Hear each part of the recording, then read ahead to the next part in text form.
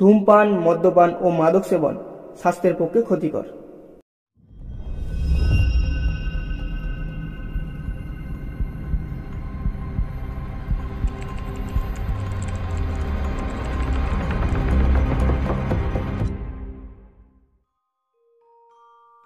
ভৈরব চক্রবর্তীর মুখে এই গল্পটি শোনা। অনেকদিন আগেকার কথা। বোয়ালে কদরপুর খুলনা হাই স্কুলে আমি তখন শিক্ষক। নতুন কলেজ থেকে বার হয়ে সেখানে গিয়েছি। ভৈরব চক্রবর্তী ছিলেন ওই গ্রামের একজন নিষ্ঠাবান সেকেলে ব্রাহ্মণ পণ্ডিত। সকলেই তাকে শ্রদ্ধা করতেন, মানতেন। এক প্রহর ধরে জপ আহ্নিক করতেন তিনি। শূদ্র যাজক ব্রাহ্মণের জল স্পর্শ পর্যন্ত করতেন না। মাসে একবার বিরজাহম করতেন। টিকিতে ফুল বাঁধা থাকত দুপুরের পরে। সপাক ছাড়া কারো বাড়িতে কখনো খেতেন না। শিষ্য করতে নারাজ ছিলেন। বলতেন, শিষ্যদের কাছে পয়সা নিয়ে খাওয়া খাঁটি ব্রাহ্মণের পক্ষে মহাপাপ। আরও একটি কথা, ভৈরব চক্রবর্তী ভালো সংস্কৃত জানতেন, কিন্তু কোন স্কুলে কোনোদিন পণ্ডিতই করেননি। টোল করাও পছন্দ করতেন না। ওতে নাকি গভর্নমেন্টের দেওয়া বৃত্তির দিকে বড় মন চলে যায়। টোল ইন্সপেক্টরের খোসামত করতে হয়। তবে দুটি ছাত্রকে নিজের বাড়িতে খেতে দিয়ে ব্যাকরণ শেখাতেন। বর্ষা সেবারে নামবে করেও নাম ছিল না। দিনে রাতে ঘুমোটের দরুন আমরা কেউই ঘুমোতে পারছিলাম না। হঠাৎ সেদিন একটু মেঘ দেখা দিল পূব উত্তর কোণে। বেলা তখন 3টে। স্কুল খুলেছে গ্রীষ্মের ছুটির পরে, কিন্তু এত দুর্দান্ত গরম যে পুনরায় সকালে স্কুল করার জন্য ছেলেরা তদবির করছে। মাস্টারদেরও উস্কানি তাতে আছে 12 আনা। হেডমাস্টার অফিস ঘরে বসে আছেন। গোপীবাবু ইতিহাসের মাস্টার। তিনি গিয়ে উত্তেজিতভাবে বললেন,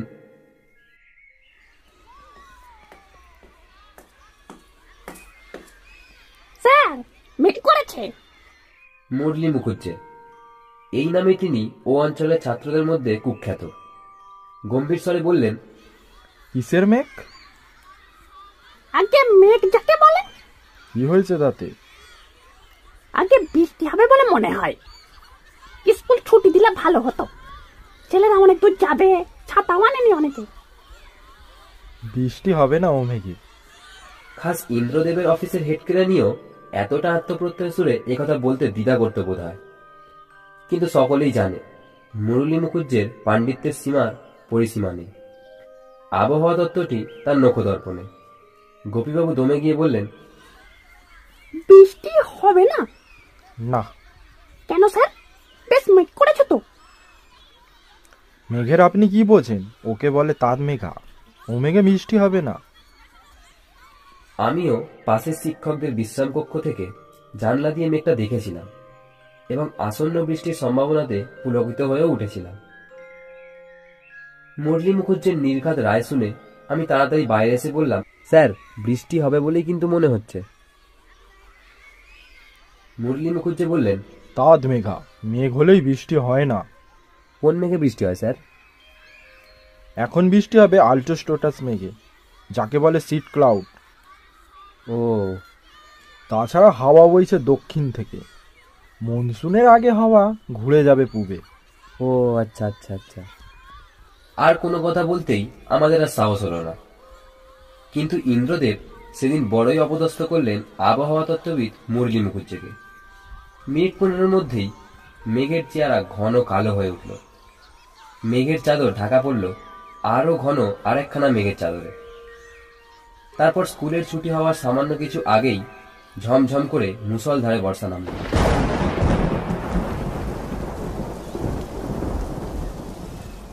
পুরো 2 ঘন্টা ধরে খাল, বিল, নালা, ডোবা ভাসিয়ে রাম বৃষ্টি হওয়ার পরে বেলা 5:30টার সময় আকাশ ধরে গেল।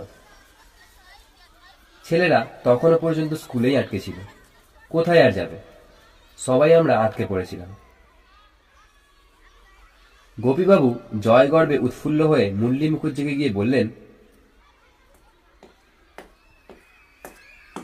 দেখলেন স্যার, তখন বলছিলাম না বৃষ্টি আসবে। তখন ছুটি দিলেই ভালো হতো। মুরলীবাবু বললেন, অমন হয়ে থাকে। ইতিহাস পড়ান, হায়ার ম্যাথমেটিক্স পড়লে বুঝতেন জগতের স্পেস অ্যান্ড টাইম নিয়ে অনেক আশ্চর্য ঘটনা ঘটে। এডওয়ার্ড গান্টেনের প্রবন্ধ পড়ে দেখবেন এবছরের ম্যাথামেটিক্যাল গ্যাজেটে, বুঝলেন? সেটা কি? অ্যালিস ইন ওয়ান্ডারল্যান্ড পড়েছেন তো? অঙ্কশাস্ত্রে অ্যালিস দ্য লুকিং গ্লাসের পরীক্ষা। আর কি, পড়ে দেখুন।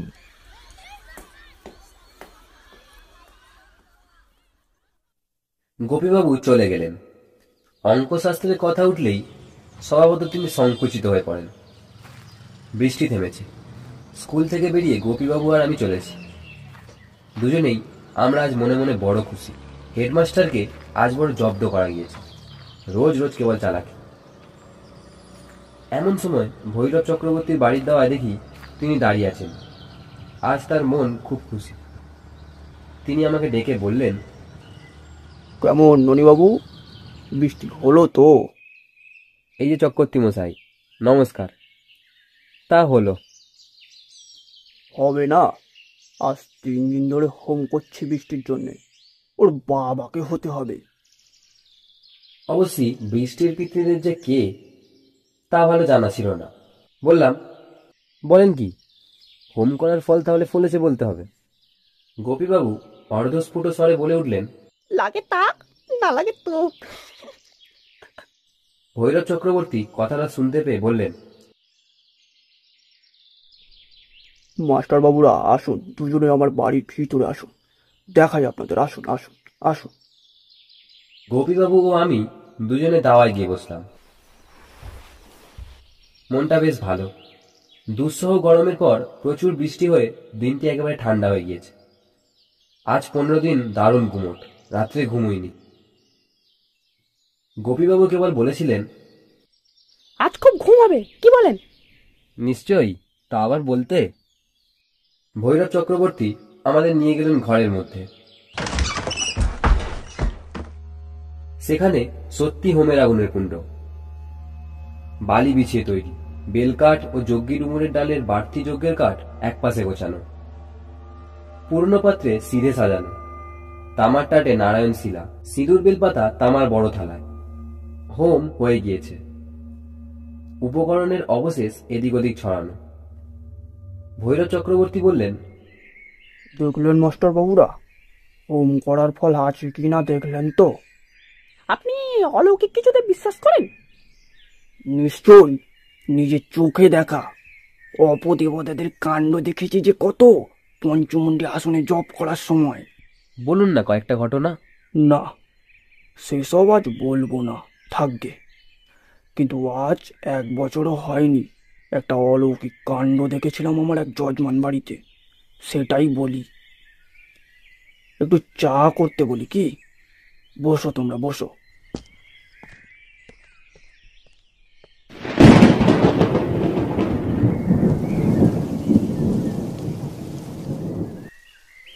এমন সময় আবার কালো মেঘ করে বৃষ্টি শুরু হলো। অন্ধকার হয়ে এলো চারিদিক। ঝড় উঠলো খুব ঠান্ডা হাওয়া। ছড়ছড় করে পাকা জাম পড়তে লাগলো চক্রবর্তী মশাইয়ের বাড়ির সামনের গাছটা থেকে। নতুন জলে ব্যাঙ ডাকতে লাগলো চারিদিকে। চা এলো। আমরা ছাতা নিয়ে বেরোইনি। এই বৃষ্টি মাথায় করে যাবার উপায়ও নেই। বেশ জমিয়ে গল্প শোনাবার জন্য ভৈরব চক্রবর্তীর মাটির দাওয়ায় মাদুরের ওপর বসে পড়লাম। ভৈরব চক্রবর্তী আমাদের চা দিয়ে তামাক সেজে নিয়ে এলেন। তারপর শুরু করলেন গল্প বলতে। আর বছরের ভাদ্র মাসের কথা, এখনো বছর পেরোয়নি। আমার এক যজমান বাড়ি থেকে খবর পেলাম তার মেয়ের বড় অসুখ। আমাকে তার বাড়িতে গিয়ে বিরজা হোম করতে হবে মেয়েটির জন্য। বিরজা হোমের পূর্ণাহুতি দিলে শক্ত রোগী ভালো হয়ে যায়। আমি এমন সারিয়েছি। আমাকে তারা নৌকা করে নিয়ে গেল গোবরডাঙ্গা স্টেশন থেকে যমুনা নদীর ওপর দিয়ে অজপাড়া গাঁ। হরকত ব্রাহ্মণ ও বেশিরভাগ কুয়ালা ও ভুনোদের বাস। যমুনা নদীর ধারেই গ্রাম। গ্রামের মেয়েরা নদীর ঘাটে স্নান করতে আসে। গ্রামের নাম কি? সাতবেড়িয়া। তারপর শোনো, গ্রামে গিয়ে পৌঁছালাম বিকেলে। খুব বন জঙ্গল। গ্রামের মধ্যে একটা ভাঙা শিব মন্দির আছে। সেকালে ছোট ইটের তৈরি। মন্দিরের মাথায় বড় শক্ত গাছ গজিয়েছে। প্রকাণ্ড বড় একটা শিবলিঙ্গ বসানো আছে মন্দিরের মধ্যে, চামচিকের নাদিতে আকন্দ ডোবা অবস্থায়। পুজো বন্ধ হয়ে গিয়েছে বহুদিন আগে।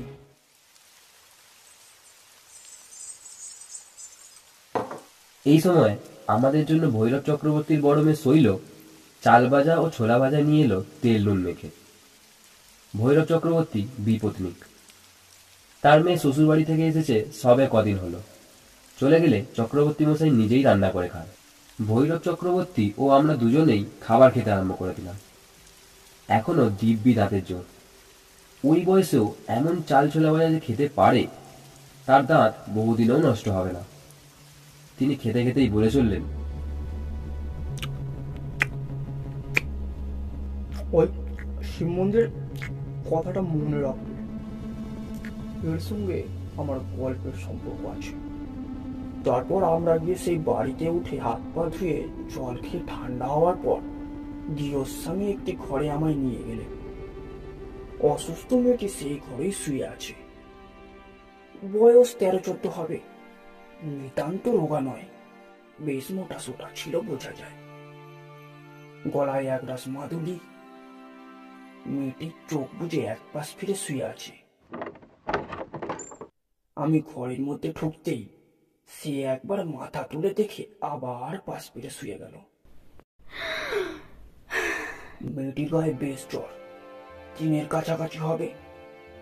চোখে ক্লান্ত দৃষ্টি, চোখের কোণে সামান্য লাল হয়ে আছে। নাড়ি দেখলাম বেশ শক্তই আছে। হঠাৎ কোনো ভয়ের কারণ বলে মনে হচ্ছে না। তাছাড়া আমার উপর মেয়ের চিকিৎসার ভার নেই। আমি এসছি হোম করতে। গৃহস্বামী বললেন, ঠাকুরমশাই, ওর মাথায় একটু পায়ে ধুলো দিন। হ্যাঁ, ধুলো দিন। পায়ের ধুলো মাথায় দিচ্ছি, এমন সময় হঠাৎ গৃহস্বামী আছাড় খেয়ে পড়ে গেলেন খাটের পাশে। আমি চমকে উঠলাম, হাত নড়ে গেল। লোকজন দৌড়ে এলো কি হয়েছে দেখতে।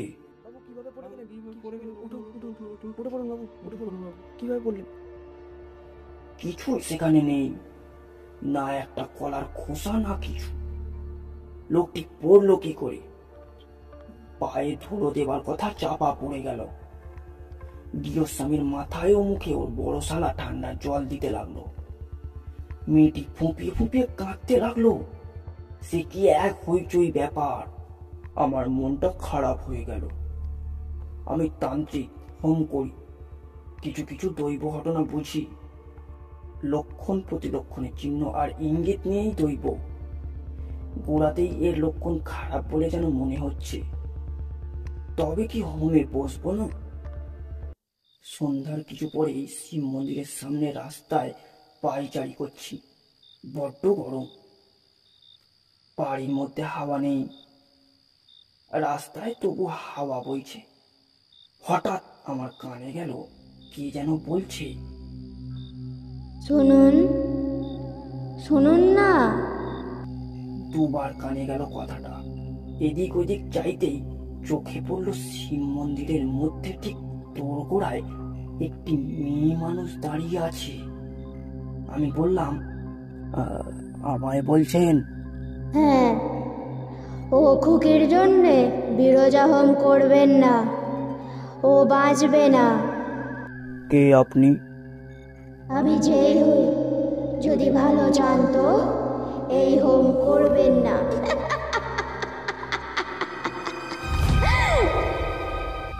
আমি বিস্মিত হলাম।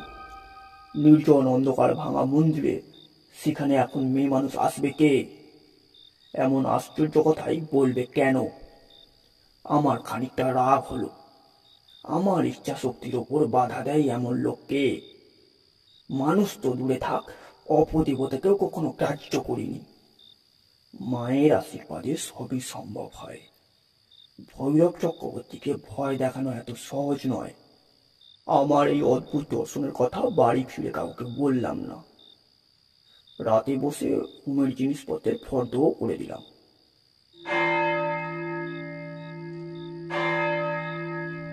তারপর রাত 8টা বাজে। গৃহস্বামী আমাকে রান্না করতে বললেন। এইবার আমার গল্পের আসল অংশে যাব। তার আগে ওদের বাড়িটা সম্বন্ধে কিছু বলা দরকার। বাড়িটা খুব পুরনো কোঠা বাড়ি, কোনো ছিঁড়ি ষষ্ঠক নেই, অথচ দোতলা। পল্লিগ্রামে দোতলা বাড়ি বড় একটা দেখা যায় না। যমুনা নদীর ধারে ঠিক নয়, বাড়িটা সামান্য দূরে। মধ্যে কেবলমাত্র একখানা বাড়ি। ওই বাড়ির ছাদ আর এই বাড়ির ছাদের মধ্যে 10-12 ফুট চওড়া এক ফালি জমির ব্যবধান। ছাদের ওপর একখানা মাত্র ঘর, সেই ঘরেই আমার বিছানা পাতা হয়েছে। পাশের খোলা ছাদে তোলা উনুনে রান্নার ব্যবস্থা করেছি। সোনামুগের ডাল, আতপ চাল, বড়ি, আলু আর ঘি আমি একাই রাঁধছি। রান্নার সময় কাছে কেউ থাকুক আমি পছন্দ করিনি।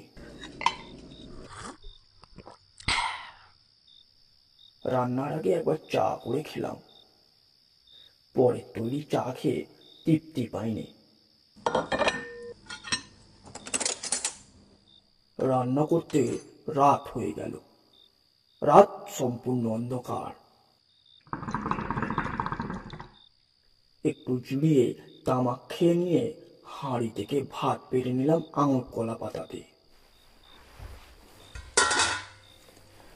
তারপর খেতে বসলাম। সঙ্গে সঙ্গেই মনে হলো আমার ছাদে আমি একা নই। এদিক ওদিক চাইলাম, কেউ কোথাও নেই। রাত বেশ হয়েছে। বাড়ির লোকেরা নিচের তলায় খাওয়া দাওয়া করে শুয়ে পড়েছে। গ্রাম নিশুতি হয়ে গেছে। কেবল যমুনা নদীর তীরে জেলেরা আলো জেলে মাছ ধরার পুক পুক শব্দ হচ্ছে। হঠাৎ খেতে খেতেই মুখ তুলে চাইলাম, আমার সামনে ছাদে ওটা কি গাছ? কালো মতো লম্বা তাল গাছের মতো। এতক্ষণ ছাদে বসে রান্না বান্না করছি, কই অত বড় একটা গাছ নজরে পড়েনি তো এতক্ষণ। ছিল নিশ্চয়ই, নয়তো এখন দেখছি কি করে। কি গাছ ওটা? সত্যি যখন চা খেলাম তখন দুটো বাড়ির মধ্যকারে ওই রাস্তাটা দিয়ে একখানা গরুর গাড়ি ট্যাঁট ট্যাঁট শব্দে আমাকে ওই দিকে তাকাতে হয়েছিল। তখন কই অত বড় একটা তাল গাছ? কই না, দেখিনি। কিন্তু তাল গাছটা এমন ভাবে, ও কি রকম তাল গাছ? ও কি? আমি ততক্ষণে বিভীষিকা থেকে ভাতের থালা ফেলে উঠে পড়েছি। এখনো ভাবলে এই দেখুন গায়ে কাঁটা দিচ্ছে, যদিও আমার নাম ভৈরব চক্রবর্তী, তান্ত্রিক। পিছনে ছাদের কার্নিসের ওপর দাঁড়িয়ে এক বিরাট আকার অসুর কিংবা দৈত্যের মতো মূর্তি। তার তত বড় বড় হাত পা সেই মাপের। মাথাটা একটা ঢাকাই জ্বালার মতো, চোখ দুটো আগুনের ভাটার মতো রাঙা। আগুন ঠিকরে পড়ছে। আমার দিকেই তাকিয়ে সেই অসুরটা যেন আমাকে জ্বালিয়ে ভস্ম করে ফেলবে। বিরাট মূর্তি, তাল গাছের মতনই লম্বা, অনেক উঁচুতে তার মাথাটা। নিচু চোখে সে আমার দিকে তাকিয়ে আছে। ভালো করে চেয়ে দেখলাম, দুবার চোখ রগড়ালাম। দুবার চা খেয়ে কি এমন হলো? না, ওই তো সেই বিরাট তালশাল নারকেল গাছের মতো ঢেঙা বেখা পাওয়া দেবতার মূর্তি বিরাজ করছে সামনে জমাট অন্ধকারের মতো। এবার ভালো করে দেখে মনে হলো পিছনের ছাদে সেটা দাঁড়িয়ে নয়, কোথাও দাঁড়িয়ে নেই। বলাই যায় দুই বাড়ির মধ্যকার ফাঁকাটাতেই দাঁড়িয়ে। কারণ ওই জীবের নাভিদেশ থেকে উপর পর্যন্ত আমার সামনে, তার নিচেকার অঙ্গ প্রত্যঙ্গ আমার দৃষ্টি রেখার আড়ালে। আমি বলতে পারি অন্য যে কেউ ওই বিপদ অপদেবতার মূর্তি অন্ধকারে নির্জন ছাদে গভীর রাতে দেখলে গোলার ধানের ভাত খেতে হতো না পরের দিন। আমি অপদেবতা দেখেছি। পঞ্চমুণ্ডী আসনে বসলে জপের শেষের দিকে প্রায় ভয় দেখাতো, কিন্তু সে এই ধরনের বিকট ও বিরাট ব্যাপার নয়। ভয় পেয়ে গেলাম, ঠক ঠক করে কাঁপতে লাগলাম। চোখে অন্ধকার দিকে পড়ে যাই আর কি, পড়লেই হয়ে যেত। দুর্বল মানুষরা মরে ওদের হাতেই। মন সবল হলে ওরাই পালায়। নিজেকে তক্ষণে সামনে নিলাম, তারা মন্ত্র জপ করতে শুরু করলাম জোরে জোরে। ওম সৃষ্টি স্মৃতি বিনাশাং শক্তি ভূতে সনাতনী। সেদিকে চেয়ে মন্ত্র জপ করতেই ক্রমেই মূর্তি মিলিয়ে যেতে লাগলো অন্ধকারে। মূর্তিটা আমার সামনে সব শুধু দাঁড়িয়ে ছিল। 1 থেকে 30 গুনতে যতটা সময় নেয় ততটা, এর খুব বেশি হবে না কখনো। সেটা মিলিয়ে যেতে আর একবার চোখ রগলালাম, কিছুই নেই। বিশ্বাস করুন, প্রায় সঙ্গে সঙ্গে নিচের তলা থেকে কান্নাকাটি উঠল। রোগী মেয়েটি মারা গিয়েছে। তক্ষুনি। এ ব্যাপারে কোনো ব্যাখ্যা দিতে আমি রাজি নই। যা ঘটেছিল অবিকল তাই নিবেদন করলাম আপনাদের কাছে। বিশ্বাস করুন বা না করুন,